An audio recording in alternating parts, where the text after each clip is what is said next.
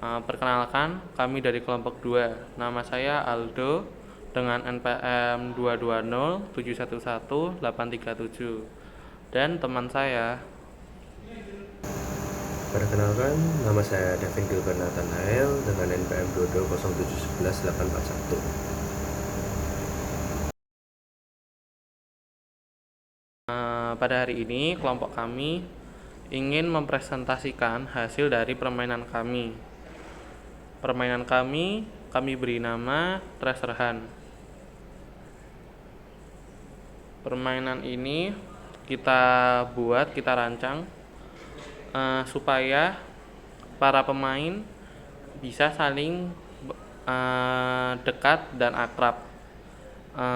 Karena pada di zaman yang sekarang ini banyaknya permainan online, jadi orang-orang itu jarang adanya interaksi.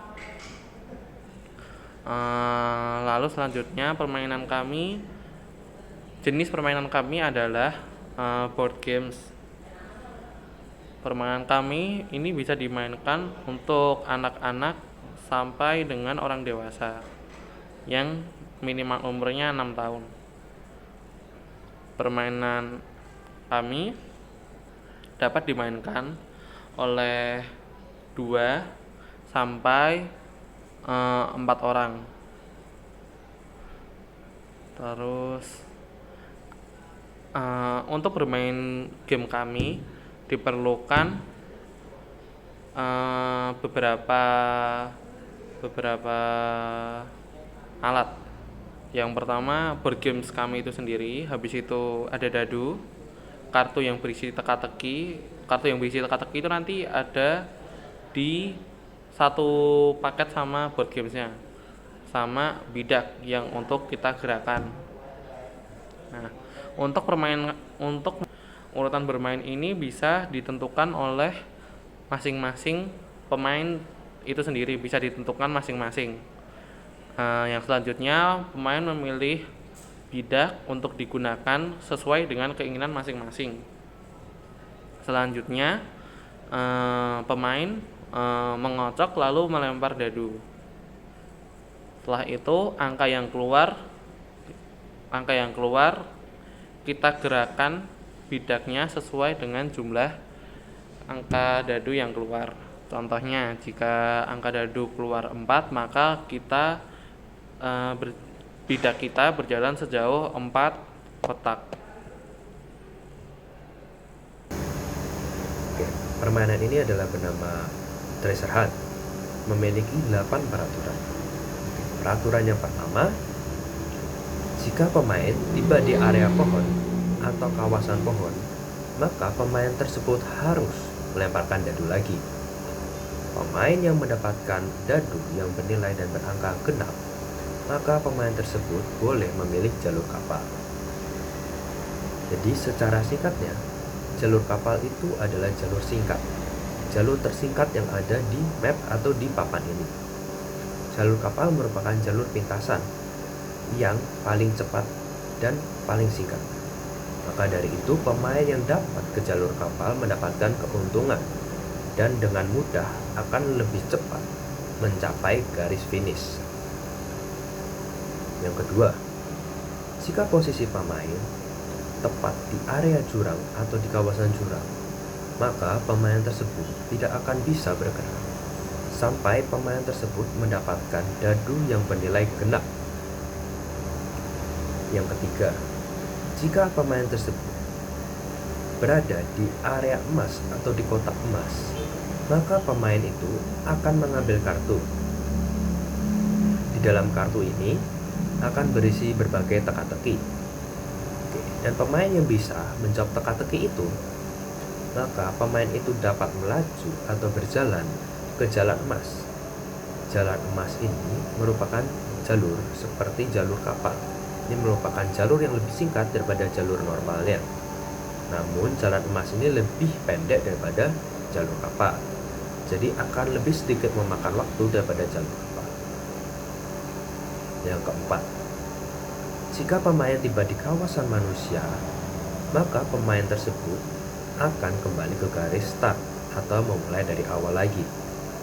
Yang kelima, Jika pemain tiba di kota atau di kawasan kota, maka pemain tersebut harus melempar dadu sampai mendapatkan dadu yang bernilai ganjil atau berangka ganjil. Yang keenam, jika pemain tiba di posisi atau di area yang sudah ada pemainnya, maka pemain sebelumnya atau pemain pertama kali yang ada di situ harus kembali ke garis start atau bisa dibilang memakan seperti yang ada di Ludo. Yang ketujuh, jika pemain tiba di meriam atau di area yang ada meriamnya, maka pemain tersebut dapat menembak pemain lainnya. Pemain yang terkena tembakan ini harus memulai dan menjalani start lagi atau memulai dari awal mengulangi. Peraturan yang ke-8, jika pemain akan memasuki garis finish atau sudah dekat dengan garis finish, harus mendapatkan angka yang pas dengan garis finish. Sebagai contoh, misalnya saya 5 langkah sebelum garis finish dan saya mendapatkan dadu bernilai 6 atau berangka 6, maka saya akan berada di satu kotak sebelum garis finish atau maju 5 langkah dan mundur 1 langkah. Seperti itu. Oke, jadi map yang digunakan adalah map yang berukuran dengan 30 cm x 20 cm. Oke, map ini memiliki beberapa kawasan atau area meriam, memiliki satu kawasan pohon, memiliki sekitar dua area untuk kapal, beberapa jalan pintas, sekitar 2-3 area jurang, beberapa kawasan manusia, dan satu kawasan kota.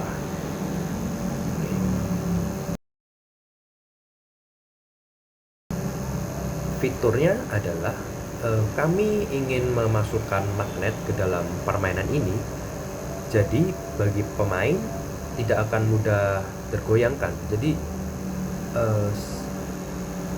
permainan ini tuh tidak mudah rusak atau tidak mudah goyang. Jadi jika tersenggol itu masih bisa dimainkan di posisi yang sama dan tidak dapat bermain curang. Kami juga akan menambahkan clothing. Jadi papan ini itu akan dilapisi dengan plastik sehingga memperindah dan mempercantik serta membuat elegan. Plastik ini juga berfungsi sebagai pelindung untuk papannya agar papan ini itu bebas dari noda, dan jika terkena air atau tumpahan maka tidak akan menimbulkan noda dan tidak akan merusak papan.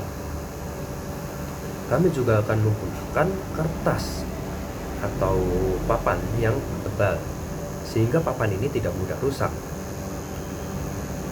Kami juga mungkin akan membuat kartunya dengan kertas yang tebal sehingga kertas ini tidak mudah rusak. Kartu ini juga mungkin akan dilapisi dengan coating plastik atau dilaminating sehingga kartu ini atau kartu teka-teki tidak mudah rusak dan bisa awet.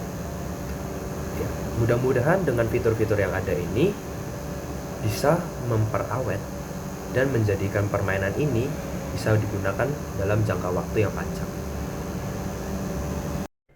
Kemudian permainan kami bandrol dengan harga sekitar 60.000. 60.000 di permainan kami itu sudah mendapatkan basic board yang menggunakan basic tanpa ada penambahan fitur. Habis itu ada bidak, ada dadu, dan ada kartu teka-teki sejumlah sekitar 15 pieces. Habis itu untuk harga yang sudah ditambahi oleh fitur-fitur yang clothing di kartu dan di board serta penambahan fitur lainnya, itu kami bandrol sekitar 199.000 karena untuk board kita memberikan yang lebih bagus dari clothing supaya lebih awet dan ada sistem magnet. Selain itu, kartu kita juga berikan lebih banyak sebesar kemungkinan sekitar 30-45 pieces yang akan hadir di yang versi yang lebih mahal. Sekian.